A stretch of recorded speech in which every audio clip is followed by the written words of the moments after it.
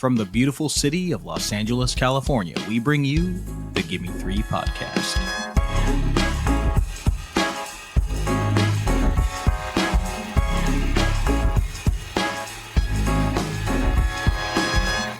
Hello and welcome, cinephiles, cinema lovers, and movie appreciators to the Gimme Three podcast, the podcast where we pick three films connected by one theme. I'm Nicholas Ibarra. I'm joined by my fabulous co-host, the returning Bella F. Stratus. Bella, I missed you, sister. What do you have to report for us for the last 2 weeks here?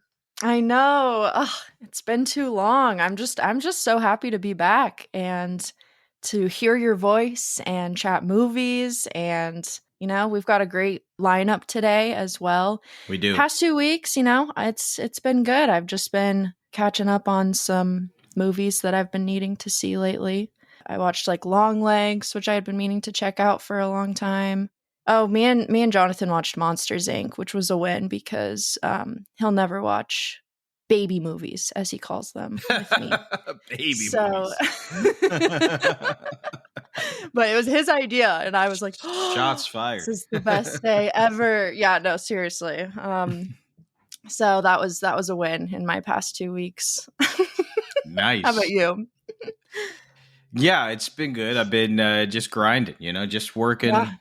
Working on set. It's been busy, thankfully, knock on wood. Hopefully things are starting to turn around for our industry here in Los Angeles. I know a lot of folk are hurting, but hopefully the tide is turning because the economy is doing great right now. That's doing so wonderful. But the big news to report over the last 2 weeks is unfortunate news, unfortunately, and that is that we lost another giant in the film community. Val Kilmer passed away on April 1st, 2025. So today's episode, we will be celebrating the life and the career of this great actor. And Bella, any overarching thoughts on Mr. Kilmer before I dive into a little bit of history?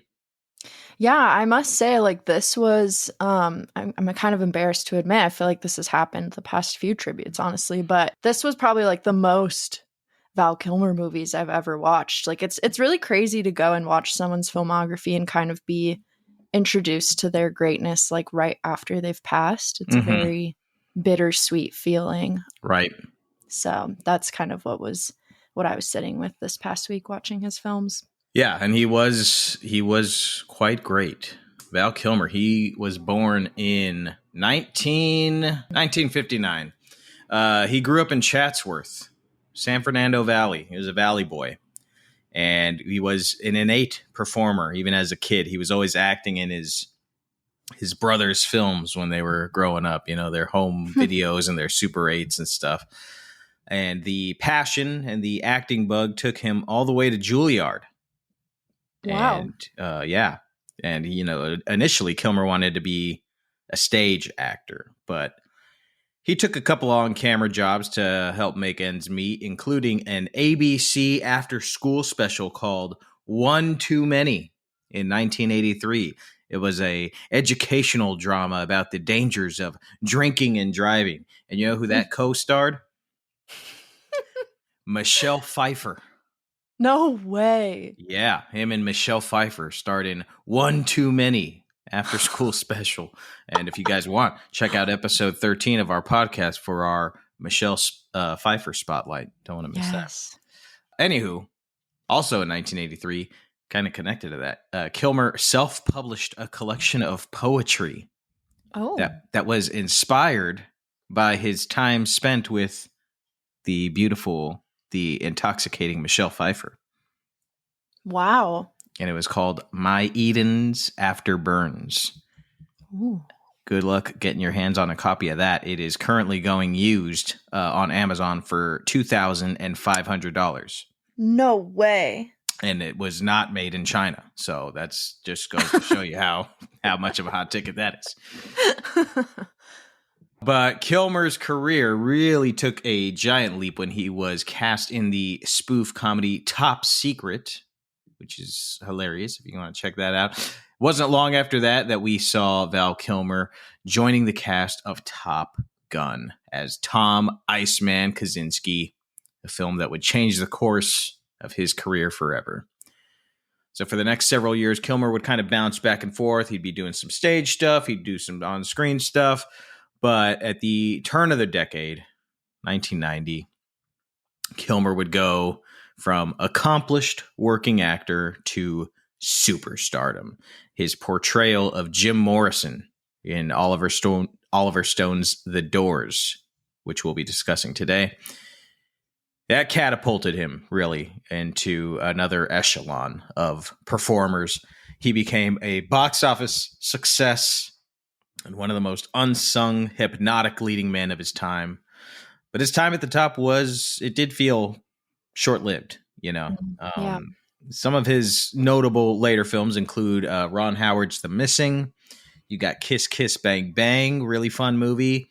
A movie I really liked when it came out and watched a lot. I don't know if it holds up, but I really liked this movie called Wonderland, where he portrays the famous porn star John Holmes, and it's about the Wonderland murders.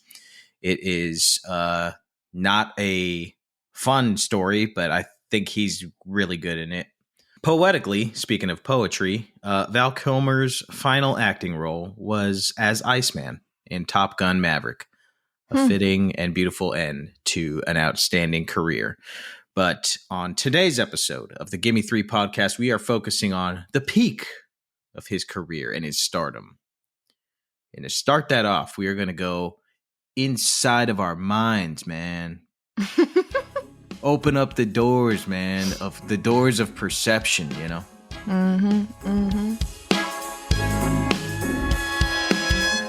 Stepping into like the haze of smoke, poetry, debauchery, honestly.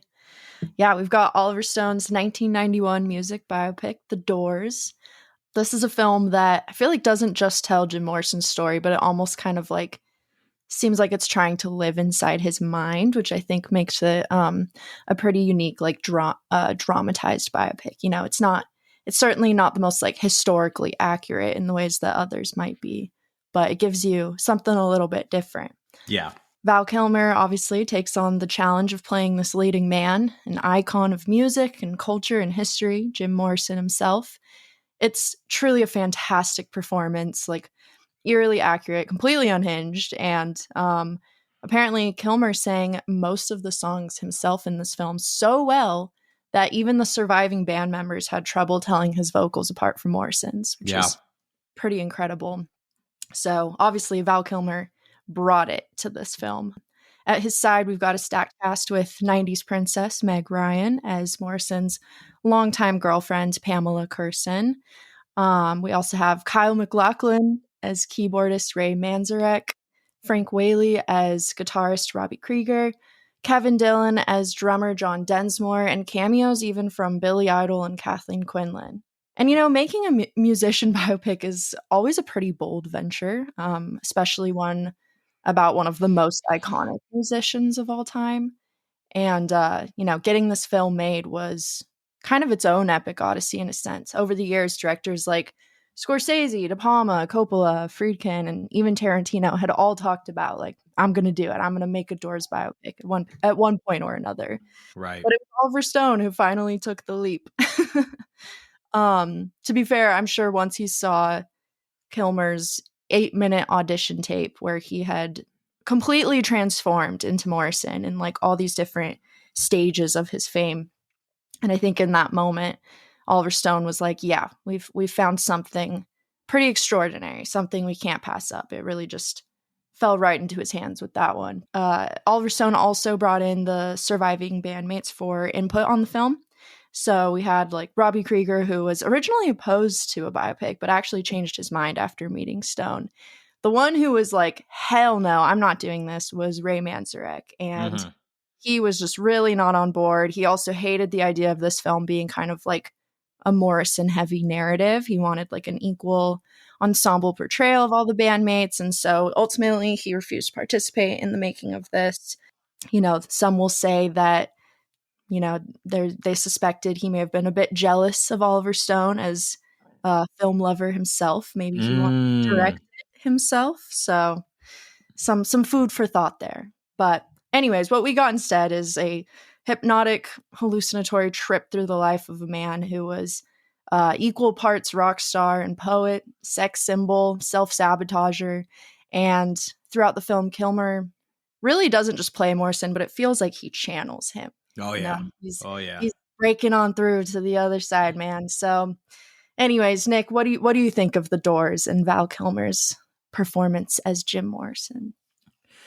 Well, I have had like different phases with this movie. I discovered it when I was in high school and really loved it, and it was my introduction to The Doors as a band. Really, like I obviously I'd heard some of their songs here and there, but I hadn't done like a deep dive of their discography until after seeing this movie. And as an adult, I kind of fell out of love with it, which is funny because like as an adult, that's when I like started expanding my mind, man, you know, with drugs. Right. But then I was like, what the fuck? This movie's kind of boring. But on this rewatch, I really appreciated a lot of it and was along for the ride, and I had a new understanding of it, I think. I mean, just on a surface level, it's got a great sense of place and time. The portrayal of like the Sunset Strip and West Hollywood at that time is so rich and wonderful and on point. Yes. It's, as you mentioned, it's really artfully directed. I know he's not everybody's cup of tea, and I get why, but Oliver Stone's style and approach works for me in this picture. And like you mentioned, all the potential directors that like were in line to or in talks to direct a Doors movie at some point throughout history. I really think Oliver Stone was like the guy to do it, unwilling to let the form kind of constrict. And what we get is kind of like really an honest portrayal of not just Jim Morrison, who, at times was a son of a bitch. Yeah. But an honest portrayal of the era and, how the drug-induced rose-colored glasses wasn't always the answer. It was a gateway and a door to some of the answers, but it didn't execute the answers. So right. I kind of was looking at it through that lens and found some appreciation for it because it explores both the beauty and the darkness of Jim Morrison and of, that late 60s hippie movement. Yeah, the counterculture. Exactly. Movement. But ultimately, it's Val. Val Kilmer, as you mentioned, he embodies Jim Morrison. And it's not like 15 minutes into the movie, you forget that you are watching Val Kilmer. Yeah. The mannerisms, the California drugged out drawl, his emotional weight battled with like the emptiness. Like Kilmer just nails it. He really, really nails this performance. And it's very hypnotic and at times kind of creepy. Yeah.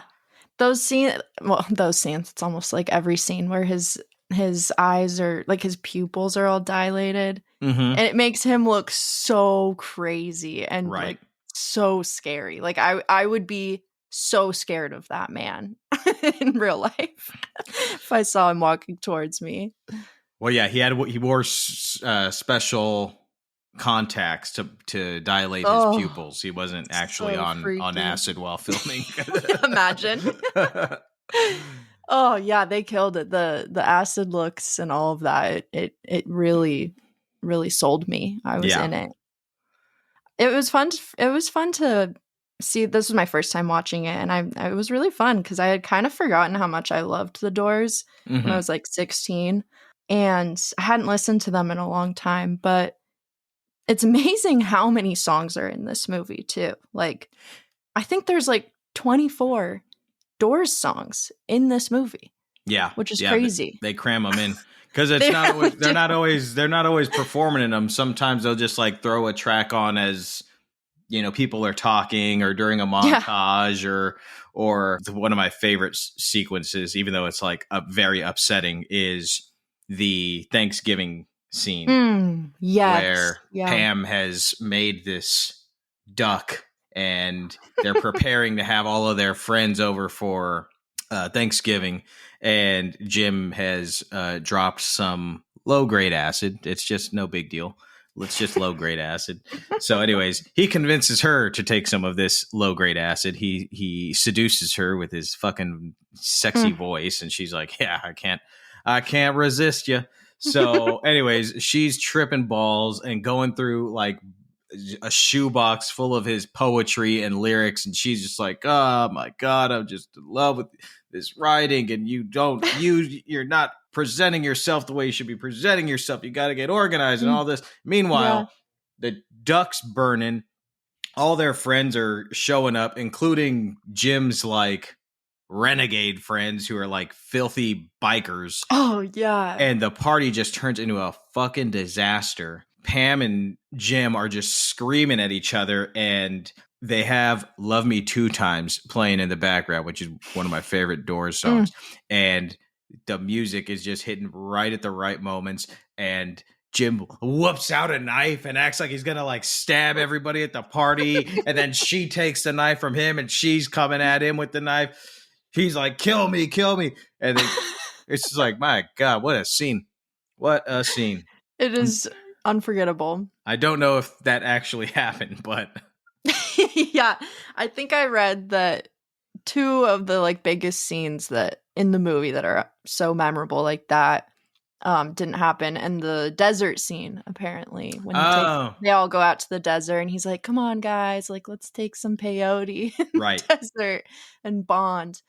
Which I was surprised. I was like, that I believe. The Thanksgiving is a little bit over the top. It was over the top, yeah. And in a way that was definitely like impactful though. Like you said, it's almost like both comical and heartbreaking. Yeah. I guess in a way you like almost have to laugh because you're like, this is so horrible realistically. But yeah. That was probably this is the cool thing about movies. It's like you take a year worth of drama and you're like, how do we get this year of all this crazy shit that happened and put it into one scene? And that kind of like exactly. It tells you a lot about their relationship. It tells you a lot about his relationship with his friends, the deterioration of the band and all that kind of stuff. And then you get the opportunity to use Love Me Two Times by I think my favorite scene in the film was Andy Warhol's party. That was just like straight out of like Alice in Wonderland. Like, oh my God, worst trip ever, but also kind of the best. Like you've got the Velvet Underground is playing like Venus in Furs, which is just like the creepiest. Like that might be the worst song ever to hear if you're tripping. And then Andy Warhol's just being such a freak, and Morrison's tweaking out. Nico's there. She's just like a drunk, flirty, bad bitch. Oh my God. And the visuals are so good. Like I loved the camera movement, how it's like twisting and turning, and he's walking down that hallway to meet Andy Warhol, and the colors are like blending together. Like it's done so well though. Like, cause it's done in a way where although it's really trippy and everything's like blending and moving around together, there's still like a great focus point where you're like really following Jim Morrison and through all of this chaos, and like, but at the same time, all the trippy stuff makes you feel like you're almost like on the same like plane, the same trip with him. It makes you feel like you are on acid. It's really disorienting. Yeah, and you're right. The camera will like drift off and be like, look at this party, and you're just like, whoa. And then like the camera will like drift back and find Jim, and then you're like, oh, right, this is what we're doing. Yes, it's so good. If I had done acid, I imagine that is exactly what it is like. If I had. Mm-hmm. Mm-hmm. Amazing scene. That was probably like the most memorable for me. I also loved the desert visuals. Like that whole scene is gorgeous. It kind of reminded me of, there's like, I can't think of what it's called. I should have looked it up, but there's this like Dali painting with like a clock melting and the desert background, and like I don't know, just the weird, there's like some weird shit that goes down in the desert, in the cave. Persistence of Memory Oh, beautiful. is the name of the painting. Thank And you. yeah, Yes. that's a great call. Actually, it It does just have like that. has that emotion and Hmm. like, I don't know. It's like a kind of creepy, unsettling, but also beautiful feeling that you Yeah, get from it. certainly. It's fun. Yeah. See, that's why I think Stone was the right choice for this movie, Yeah. because he's not so much telling a story in the traditional sense as he is portraying the time and the inner workings of this human, which at Yeah. times were ugly. So you have some Mhm. moments of this movie that are just ugly, really, really, 100%. really ugly. Um, Yeah, in my notes, at one point I literally wrote, "Man, Jim Morrison sucked." Like, this guy is awful. yeah, But then you also love him. Like, oh yeah, yeah, it's just great. And yeah, it's a great like timepiece in a way. for And I sure. think the film also kind of embodies like rock and roll. Like Oh, it certainly. feels almost like improvisational, like it's completely unhinged. It's always pushing the limits. So it's got feeling, man. It It just does. is. It does. It's a good But one. like I said, some of the concert sequences, Mm, especially towards the end, they look and feel, they're shot so amazing, but yeah. it's like they feel like documentary almost, because the crowd is Yeah. so into it, which is not only a credit to Stone, it's a credit to Val Kilmer, because Val Kilmer, like, they're reacting to him, Yeah. Yes. They are Oh my reacting to god. this man, and they get that crowd going, and you believe that the fucking Doors are on stage. Yes, 100%. So it's really amazing to watch. Yeah. I wonder how much is like in those scenes is improv and is choreographed, because Mm, either way, it's equally impressive. right. Like, my Right. first thought was like, oh, this is choreographed. But then even then I was like, how? Like, there's Yeah. so many little details that would go into that. It just feels so natural. Yeah. It's great stuff. It is great stuff. It is great stuff. There's one quote that I loved where Jim Morrison says, Let's just say I was testing the bounds of reality. That's all. I was curious. I kind of always preferred to be hated. Like Erich von Stroheim in the movies. The man you love to hate. It's meant to be ironic. Like courage wants to laugh. Essentially a stupid situation. I go out on stage and howl for people. Me, they see exactly what they want to see. Some say Lizard King, whatever that means. Or some black-clad leather demon, whatever that means. But really, I think of myself as a sensitive, intelligent human being. But with the soul of a clown that always forces me to blow it at the most crucial moments.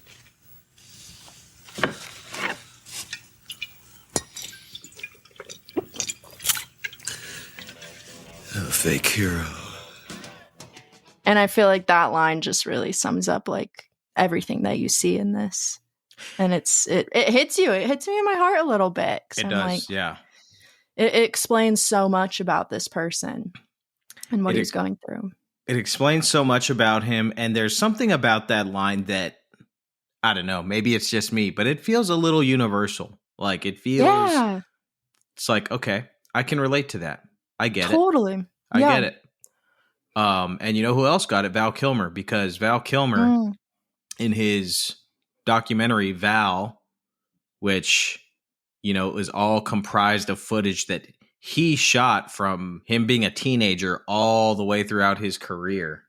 Oh, wow. At the end of the documentary, as he's kind of like wrapping up his thesis of, what his career is, he Yeah. uses that line as kind of like Wow. a summation of his work and his life. Oh my God. That's amazing. definitely am going to check that out after this. It's worth checking out. Yeah. If you guys have not seen Val, it's available on Amazon Prime. And yeah, he's kind of the DP of the movie because it's like 90% archive footage of stuff that he shot. He would always have a video camera with him on like all of his movies. So like it's footage shot by him on the set of Top Gun, working with, Sean Penn in a play before he worked on Top Gun, Tombstone, like all this stuff. So it's like really rare footage, really cool stuff to see. Damn, that sounds so good. Yeah. Yeah. Check it out. And check out The Doors as well. It is available, I think, only to stream on Pluto, which I do not recommend watching it on Pluto because you're going to be just absolutely bombarded with commercials. So don't watch it that way. Like, it's just like this film deserves more. And this film is like, it's not short. It's 2 hours 20. Yeah. So that's going to make your experience of this like less great. Yeah. Rent it on demand or go to your local video stores, even better. Check it out. There's also a really good audio commentary with Oliver Stone on the DVD and Blu-ray. So get it physical, whether you rent it or buy it. Would be my suggestion. Also, it just looks kick-ass. I watched it on Blu-ray and it just looked fucking phenomenal. All right. That's going to bring us to our second picture. Perhaps the reason why a lot of you are tuning in today for our discussion of Tombstone, directed by no one, really.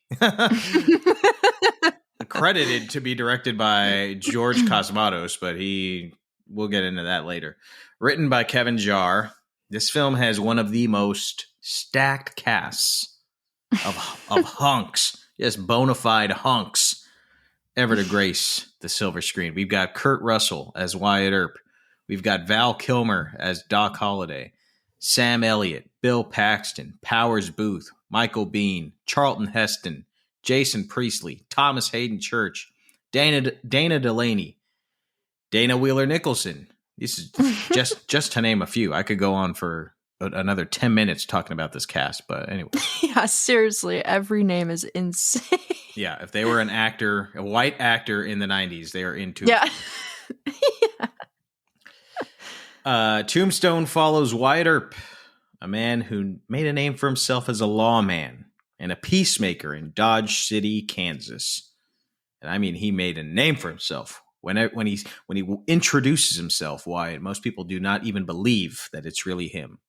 Wyatt, he's over being a lawman. He's over working his ass off. He wants to make his money now and just sit back and relax. Him and his three brothers and their wives, family, I guess that would be the word for it. Him and his family, they embark to Tombstone, Arizona, where the silver flows like wine and gamblers pick up and drop cash like bad habits. And when they arrive in this bustling town, they're happy to be greeted by an old friend, Doc Holliday. He's played by, again, Val Kilmer. This man once saved Wyatt Earp's life. But now it looks like Doc is the one who needs saving because he's got tuberculosis.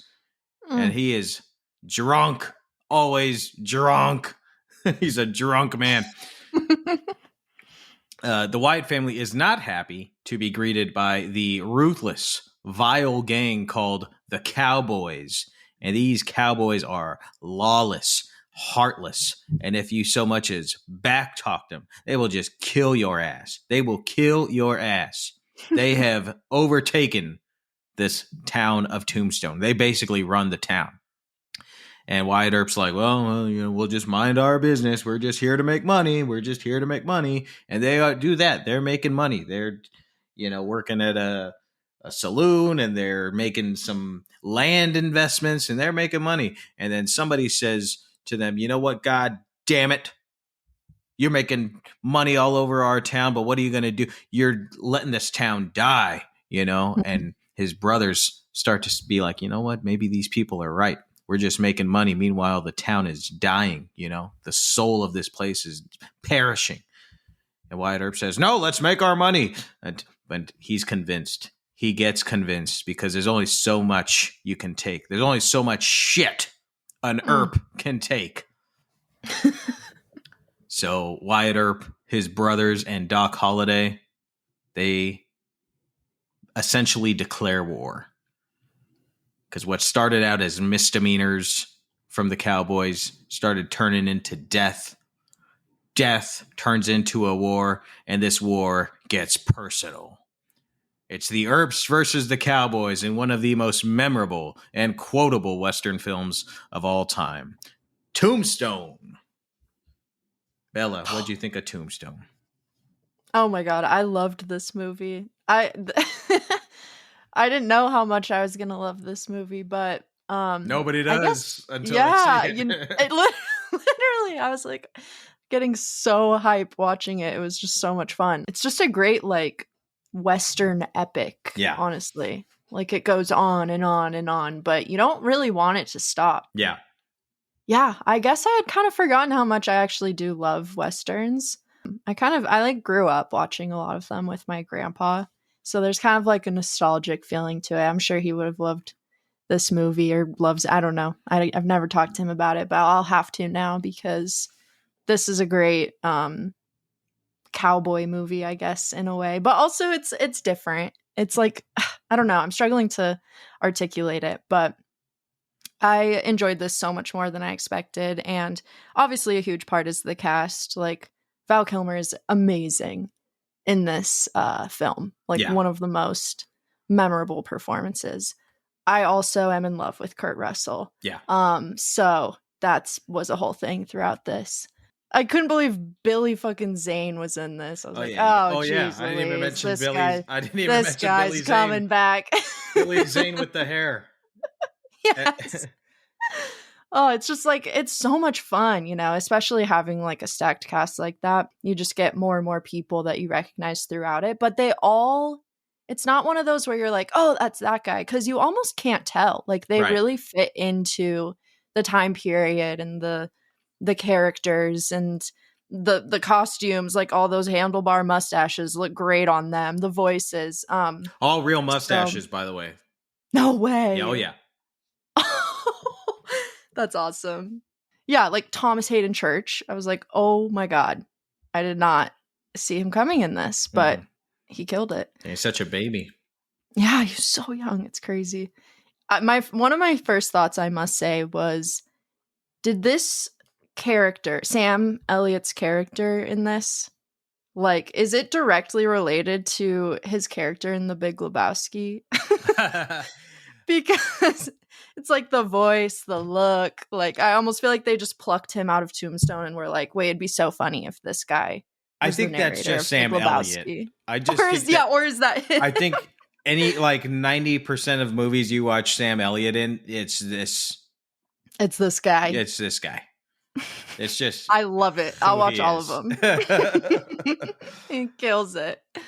Oh, it's so good. And yeah, I was really impressed with impressed and surprised by the style because it's very 90s, but then it also feels of the time of the Western being the most popular genre. Like it has kind of an old-timey feel to it in a way. It's very like, it's almost like a tribute to those original Westerns, but with like a 90s twist, if that makes sense.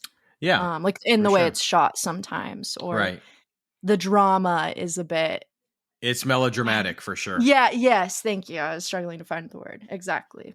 So it's okay. I mean, I don't know what to talk about first, the making of it or my relationship with it, but it's the making of it. I think explains a lot of what you talked about.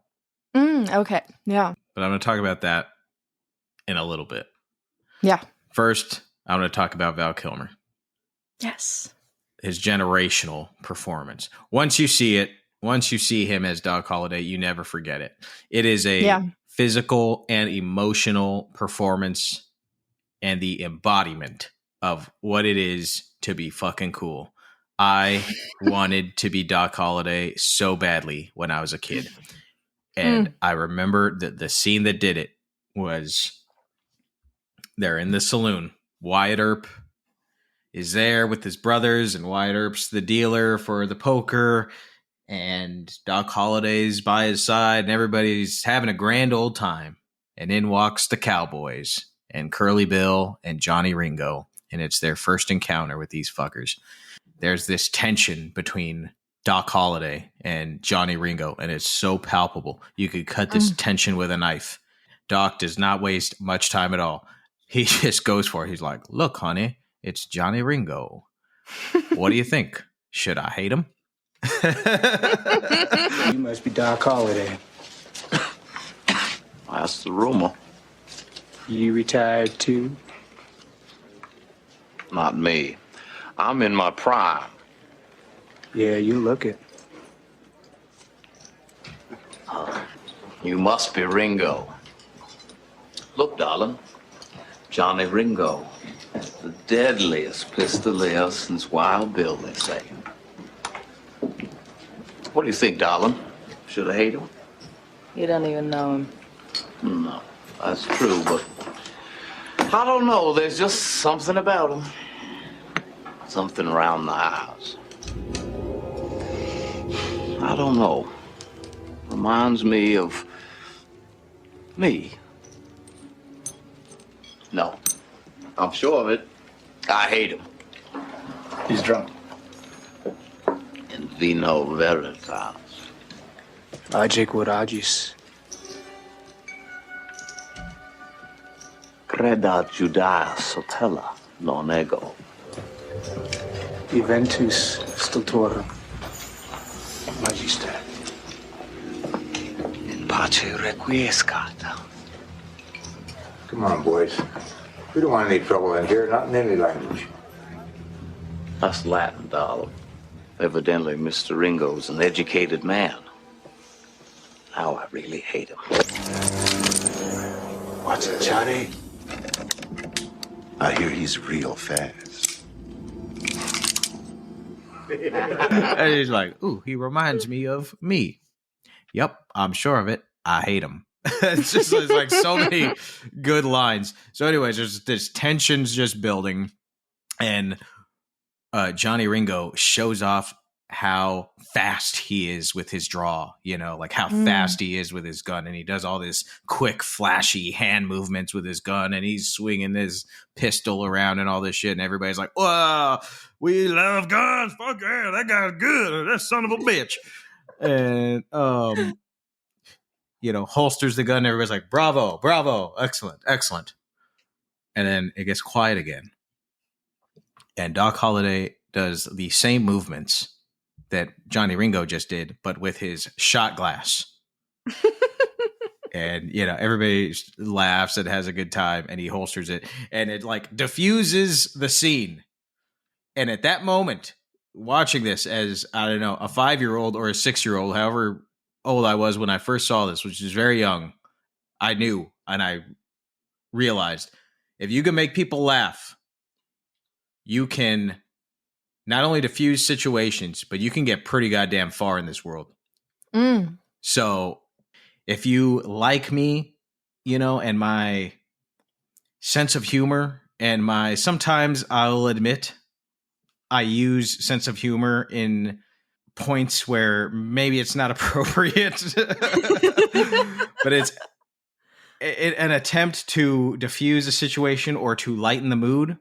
You can blame Doc Holliday and Val Kilmer for that, because I think rewatching it, I was like, I think I took a little bit from this Doc. You're like, this is me. Wait. No, I wish it was me, but the approach, I think I took. So I love that. Some personal history with Tombstone is that I have in fact been to Tombstone. No way. I've filmed in Tombstone. In fact, the movie that I filmed in Tombstone was the project that I met my wife, Sonja, on. Oh, no way. Dead Men, which we partially shot in Tombstone. The first meal that Sonja and I ever sat down and ate together was in Tombstone, Arizona. That is so funny. And here's some fun things to know about Tombstone if you ever want to go. Number one, the movie Tombstone is playing on every television in town in Tombstone. It's like when you go to Bubba Gump Shrimps and they've got Forrest Gump at like different points in the movie playing on 50 different televisions. That's what this is like, but it's the entire town. We walk into any place, they're playing Tombstone. No way. 2, they do reenactments of the OK Corral gunfight, like No way. I think like every day, pretty much. It's like a thing where they have like actors and that they do the OK Corral fight, and the Earps come on over and bang, bang, bang, you know, and it's really fun. Oh my God. That is so funny. 3, and I have no proof of this other than just feeling it, but I can guarantee you, I know, haunted as fuck, haunted as shit. This place, it is just feels weird there, man. Especially when the sun goes down and the tourists go away. Ooh. Walking, because it looks like pretty much like it does in the movie. Like it still looks like an Old West town. So when the sun goes down, you're just walking through this Old West town and you just feel the souls, man, hovering. It's a really eerie feeling. Haunted is the town of Tombstone. That's just my personal opinion. Again, I can't prove it, but I know it's true. Now I want to go. It's worth checking out. I need to experience that. Yeah. But yes, okay. So I'm crazy about this movie. It's a lot of nostalgia with it. My mom watched it. My mom and I watched it too many times. We had this VHS tape, wore out when I was growing up. And then my cousin Chris, who I used to like go to his house a lot, it was one of his favorites. So I'd go over his house. He'd be watching it. So I've seen this film well over 100 times.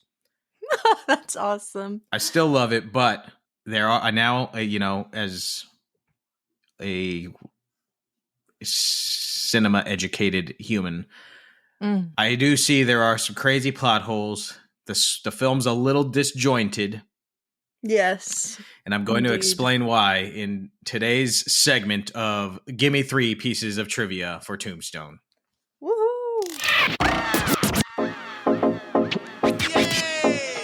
I want to play a game. Kevin Jarre, the screenwriter, was originally, he was directing this movie. He was hired and was the director. They shot for 4 weeks before Kevin was fired. Oh. They were only given 3 months to shoot the film in total. So after 4 weeks, they fired the director. They were going to go back and reshoot everything that Kevin directed. They bring in another director, George Cosmatos. And nobody liked this guy. He was not a good director, according to many. And he was also a really... Michael Biehn described it in an interview that if you were above him, he would kiss your ass. So if you were, somebody who could further his career, he would kiss your ass. But if you were below him, if you were below the line crew member, he treated you like absolute dirt. So he was a real POS. And according to many, he was really just there as like a phantom body. Like he wasn't really the director. It was the Tombstone was kind of director by committee. Kurt Russell claims he really directed the movie for the most part. Michael Biehn said it was kind of director by committee. There's different takes and interpretations of history of who was the director, but essentially Tombstone had no director. So that's crazy. So it's kind of interesting, and it explains, like how you say, like sometimes it feels like a 90s movie, sometimes it feels like an Old West movie. It's like, yes. Yes. Yes is the answer. And there's, some plot holes here and there. Apparently in the original script and what Kevin was trying to do, it was going to be, a little bit more focused also on the love story between Josephine and Wyatt. And that those scenes kind of got dropped and cut. There was a lot more story with the female characters in general. And you see like kisses and hints of like some interesting stuff. Like there's one shot where a whole bunch of women are riding by in a carriage and it says like equal work for equal pay. So you see like kisses of like, oh, there's some interesting world building going on in Tombstone that we don't really fully dive into. Yeah. It just because it was such a chaotic set, stuff was just getting on the chopping block, and they were like, well, we know what's going to sell, and what's going to sell is bang, bang, bang. And you know what? It fucking worked. Yeah. It's true. I mean, it's funny to think of something being that messy that still has like so much charm. Like I was aware of it as I was watching it. I was like, oh, that was kind of a weird cut. And like, oh, we're doing this now. Okay, cool. Right. But I was down. I was like, I'm in it. And that is a credit to those performances. The performances are just outstanding, and they're so intoxicating. They're just like, hey, I will follow these guys. If they're in space in the next scene, I'm fucking in. You know? Sure. Yeah. I'll be excited. Right.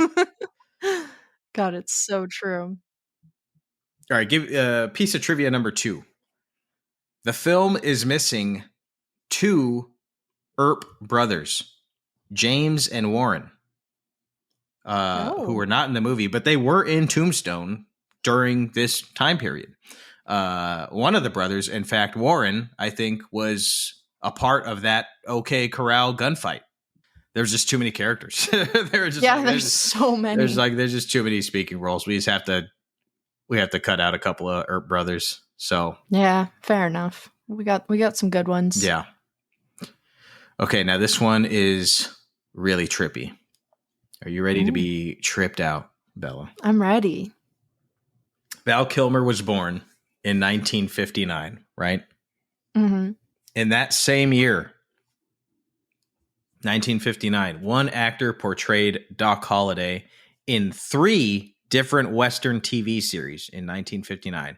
Colt 45, Lawman, and Sugarfoot. One actor played Doc 3 times in the same calendar year that Val Kilmer was born. You know who that actor was? Who? Adam West. What? And who did both Adam West and Val Kilmer play? Batman. Mm-hmm. Batman. Yeah. And wow. That's trippy, huh? That's really trippy. What a connection. How the hell did you make that connection? Well, that's why we had to take 2 weeks off, because I was doing a deep diving. It's intense amount of research here for you, the fans. For the trivia section. Mm-hmm. Anyways, there you Amazing. go. Give me 3 pieces of trivia. Yeah, I love this movie. I'm going to recommend it to everyone, honestly. Unforgettable performances with unforgettable quotes. Mm-hmm. The quotes, my God. I'm your Huckleberry. Mm-hmm. Oh my God. Like, say no more. I was cheesing my way through this movie with Val Kilmer's quotes. I mean, that became the title of his memoir, I'm Your Huckleberry. Oh, really? Mm-hmm. Oh, man. That warms my heart. Just I like when he's a dick. I like when when he's playing poker with Ike, the like dirty, stupid cowboy. Yeah, and he keeps winning. And Ike says, "What is that? 9 hands in a row now, Holiday? You son of a bitch! Nobody's that lucky." and Holiday says, "Maybe poker's not your game.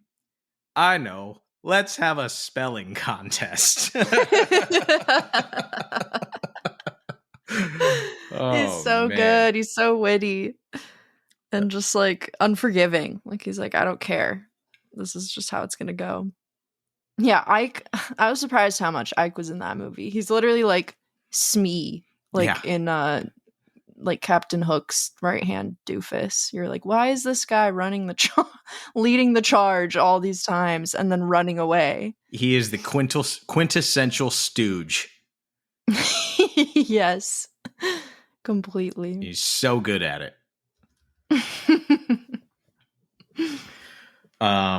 Any final thoughts on Tombstone? Any more thoughts on Tombstone? I kind of hijacked the segment there, so feel No, free. I loved it because I saw when we chose the film, I saw that you had given it a solid 5 stars on Letterboxd. So I was really excited to watch this one, and it got my 5 stars as well. Honestly, Wow. I really, this is a movie that like I would be excited to come back to. Like it, even though it's like a pretty long, dramatic, epic Western, I feel like it has so much rewatch value. So It's so rewatchable. yeah, And if I'm you get excited. it, if you ever get the opportunity, a few years ago, because as many times as I had seen it, I had never seen it on the big screen. And a few years I ago, was just thinking that. I was able to see it at the Beverly, and my God, did it fucking kick ass.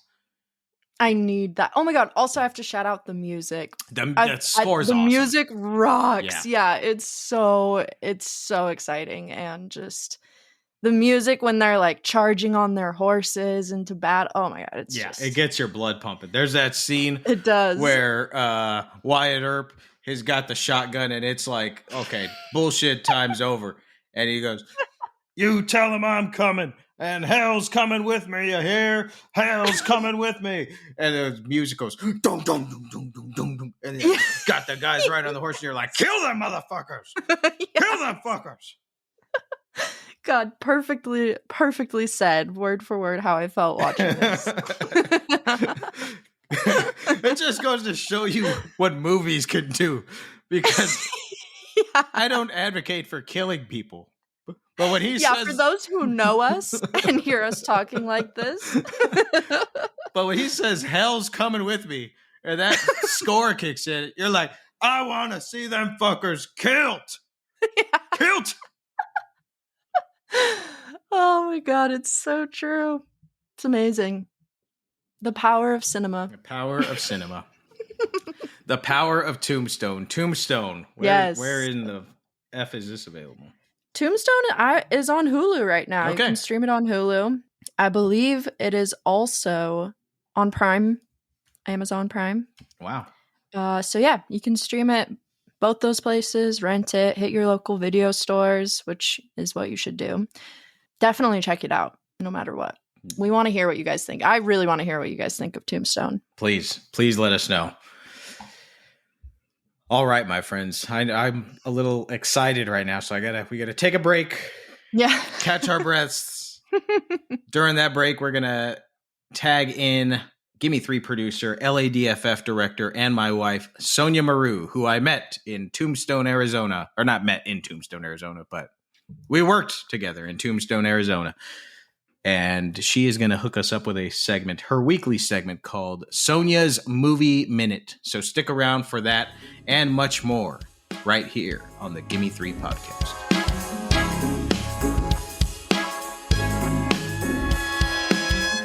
Hello, I'm Sonja, and this is my Movie Minute. The first time I saw Val Kilmer was as Mad Mardigan in Willow. But the first time I really saw him was as Jim Morrison in The Doors. He was so mesmerizing and so hot that I became a huge Doors fan, although it would actually be years until I really listened to their music. I also became obsessed with Oliver Stone movies, but that's a story for another day. For a period, I think Val was the most interesting American actor in movies. His chemistry with his co-stars was always palpable, and his characters were not only memorable, some became archetypes.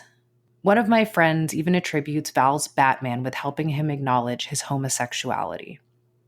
In 2021, Val released an autobiographical documentary simply called Val.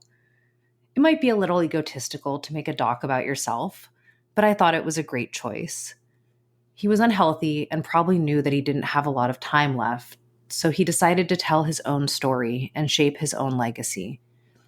He could no longer speak with his original voice due to a tracheostomy, so his son Jack narrated the film in the first person as his father. He sounded just like him, and it was incredibly moving. Val had filmed and documented his life ever since childhood, so he had incredible footage, including behind the scenes on some of his biggest movies. The film was the opposite of objective, but I don't care. I like Val's version of himself, and that's how I'll remember him.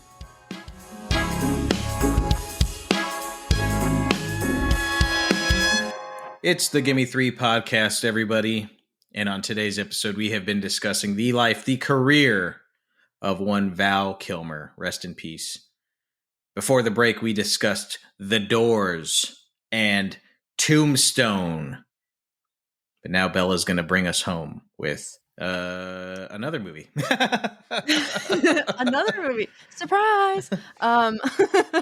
Yes, we're wrapping up the episode with a return to Gotham City in 1995 for Joel Schumacher's Technicolor Batman Forever, starring Val Kilmer as the one and only Caped Crusader. Michael Keaton has stepped away from the role, and Tim Burton passed the torch to Joel Schumacher. And there was quite a pretty major tonal shift from, the dark gothic vibes of the previous two films to Schumacher's pretty hyper-stylized neon kind of comic book energy. But at the center of all that chaos is Val Kilmer, who delivers a performance that is much more subdued and I would say like introspective compared to the film that's going on around him. Mm-hmm. Kilmer's Bruce Wayne is deeply haunted, conflicted, isolated. He's kind of having his own Two-Face identity crisis. He's a man who doesn't just wear this mask, but is trying to understand why he really needs it in the first place. And the film pits him against not one, but two completely insane villains. We've got my beloved Jim Carrey as Edward Nygma, a tech-obsessed evil mastermind, and former Wayne Enterprises employee, now known as the Riddler, and Tommy Lee Jones as Harvey Dent, aka Two-Face, who really spends most of this movie screaming and flipping coins with this maniacal flair. It sounds simple, but it worked for me. Nicole Kidman, another one of my goats, plays Dr. Chase Meridian, a psychologist caught between a love affair with Bruce Wayne and her obsession with Batman, which of course really, really fuels Batman's identity crisis even more in a pretty funny and also diabolical manner. Oh, and then since I'm obligated to mention it, Chris O'Donnell enters the scene as Dick Grayson, aka Robin, Batman's new sidekick, but who really gives a shit about that, right? Not me. Sure, the film it's pretty wild. It's a little campy, chaotic, very 90s. But I will say there's, whether you like it or not, I think there is something pretty compelling about Kilmer's. He just kind of anchors the film in a very quiet but intense kind of way. He gives us a Bruce Wayne who's actually grappling with duality, with memory, with grief.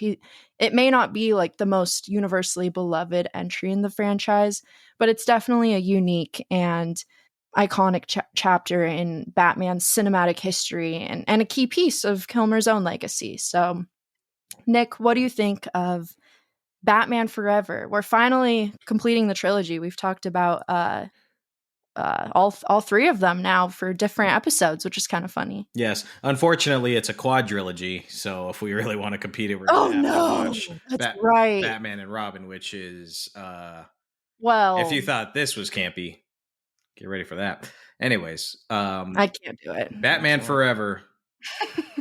I was 6 years old when this movie came out, and I remember seeing it on the big screen, and I thought it was God's gift to planet Earth. Peak cinema. I mean, I was a kid. I loved Batman. I was very much into Jim Carrey because this was after, Ace Ventura, Pet Detective, and Dumb and Dumber, and The Mask. Nicole Kidman was the hottest woman I had ever laid my eyes on. Yeah. And then we had Kiss from a Rose by Seal just tearing up the Billboard charts. Oh, yes. Great song. So I thought it was the best movie ever made when it came out. Currently, I do not think it's the best movie ever made. I'd say it's probably not even in the top 17 films ever made. Yeah. I did not like this movie. I'll admit. This was a struggle. It's like, so in our Christmas or not episode, which you all should check out, Right. whether it's the holiday season or not, it's an excellent good time. We discussed Batman Returns, and we talked about why Tim Burton was not brought on for the third installment of the franchise that he helped make so successful. And it was mostly because that Warner Brothers was less interested in making artful, deep movies about the Caped Crusader and more interested in merchandising, toys, fast food, all that kind of stuff. So what we have here is a giant toy commercial. There are perhaps two people that didn't fully get that memo, and that's Joel Schumacher and Val Kilmer, because the two of them developed a Bruce Wayne character with depth, as you mentioned, and some pain and loneliness, and there were some pretty surreal scenes that kind of dive into the psyche of this character. I'm talking like Jim Morrison influenced scenes where Batman goes into this surreal dark world and comes face to face with like a taller than human real life bat that like he's like staring at in the face. It's freaky. A lot of those scenes were cut out of the film because they're like, well, how's that going to sell us toys? So as you mentioned, Bella, it really feels like Kilmer is in one movie that's interesting. And then there's another movie that is like more just campy fun. And they never really meet in the middle to like create something cohesive. Yeah, I agree. It doesn't connect. This is one of those movies where you really have to be in the mood. If you're in the mood, this could be a goddamn good time. If you're not in the mood, it could really drag ass. I think that was my problem, is I wasn't fully in it. And I mean, I will say, like, I remember reading or like hearing that a lot of people were like criticizing Jim Carrey for being way too over the top in this. I actually love it. I think it's great. I feel like he's doing exactly what was asked of him. But then, in comparison with like Val Kilmer's performance, you're just like, what? Wait, what's going on right now? Like, how am I supposed to follow this? Right. Emotionally. Yeah. I don't know. I don't know if I would even say it's like a bad movie. It's just disconnected is maybe the best word I can think of. Yeah. And it's just so different from the Burton Batmans that it is like, when it's like a standalone. When this came out, well, it's not a standalone because it's much more in line with the one that came after this. We got to watch it just because I want to hear your reaction to it. I mean, I couldn't even stand Robin in this one. So, if you don't like Robin in this one, you're gonna really not like him in Batman and Robin. Oh Lord, we'll do it. I'll submit myself to it. But I mean, yeah, it's like I like Jim Carrey in this. I like Tommy Lee Jones in this. Yeah, he's great. They did not like each other, or Tommy Lee Jones did not like Jim Carrey in this. I'll tell you that. He was not a fan. And basically, as the tale goes, was that Jim Carrey was going so big and bombastic with his performance that Tommy Lee Jones was like, well, fuck, I got to go big and bombastic with my performance. And apparently they were just trying to one up each other. And Tommy Lee Jones, I think, flat out told Jim Carrey, like, I don't like you. I don't like what you're doing. I don't like, you're not an actor, like all this kind of stuff. He has the best line. I was just reading about it earlier today, and me and Jonathan were dying laughing because we couldn't believe that this quote came from this whole story was that, he's like, I hate you, I don't like you, and I cannot sanction your buffoonery. Yeah. And Jim Carrey was like, well, okay then. Like, sorry. I think that's one of the greatest lines ever. This is outside of the film for our listeners. This is literally like a normal human interaction. This is not, you would think that this was written into the script, but yeah, Tommy Lee Jones cannot sanction Jim Carrey's buffoonery. I might have to steal that. That's good. Right? I cannot sanction this buffoonery. It's so funny. Oh man. That's fun. That's actually hilarious though that you mentioned that of them like one-upping each other, because that is exactly what you feel watching their scenes. Yeah. Is like, this is a competition. Right. And then it almost like got to a point where I was like, I don't know. I felt like some chemistry between them and their characters. I feel like they would have made a good couple. Oh, you're talking about And like gay chemistry? Yeah. I think Harvey Dent and the Riddler, I guess Two-Face and the Riddler would be a really cute couple. But I don't know. Maybe that was just me this time around. Oh, this movie's riddled with homoeroticism. Like, and it gets even crazier in the next one. But you know, it's all over the place. Well, the Riddler, I couldn't stop thinking about. I've been watching a lot of RuPaul's Drag Race lately, and I could not stop thinking about how the Riddler would be amazing drag. Like that final look, he would slay. He would absolutely slay. He would absolutely slay. Like that final look where he's got this like bedazzled bodysuit with like green emerald question marks on it. I was like, oh wow, they popped off with this one. But so I will say, like, costumes in this were fantastic. Costumes fantastic. There's some really cool set design stuff. Like Two-Face's lair is like split down the middle, you know, with like one half. He's also got like two ladies with him. One is Drew Barrymore. Who's the other one? Oh god damn. Debbie Mazar. Debbie Mazar. Debbie Mazar. So you got Debbie Mazar and Drew Barrymore as like the angel and devil on his shoulder, and Debbie Mazar plays like the brunette, and like her side of the layers all dark and gothic and purples and blacks, like devilish. Yeah, and then the Drew Barrymore side's all angelic and everything's white, and it's just like, okay, yeah. I mean, it's stupid, but it's fun. Like they had a damn good time making that, you know. Yeah, absolutely. That's why I'm like hesitant to be like, this is a bad movie, because there is a lot of like charming things like that you're like, oh, this is fun. I'm enjoying this. Yeah. You know, sugar and spice. I think that's literally what they're sugar and spice. That's right. It's just so stupid. That's right. Oh man.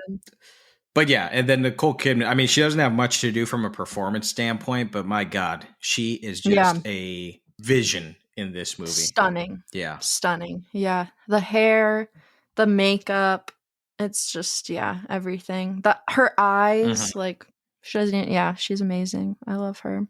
What I do have here, I've got Gimme Three letterbox reviews for Batman Forever. Oh, let's go. I'm excited. www.letterboxd.com. 1 star. 2 stars. 3 stars. 4 stars. 5 stars. Here we go. Give me 3 letterbox reviews for Batman Forever. John Lichman gives the film 3 stars, and he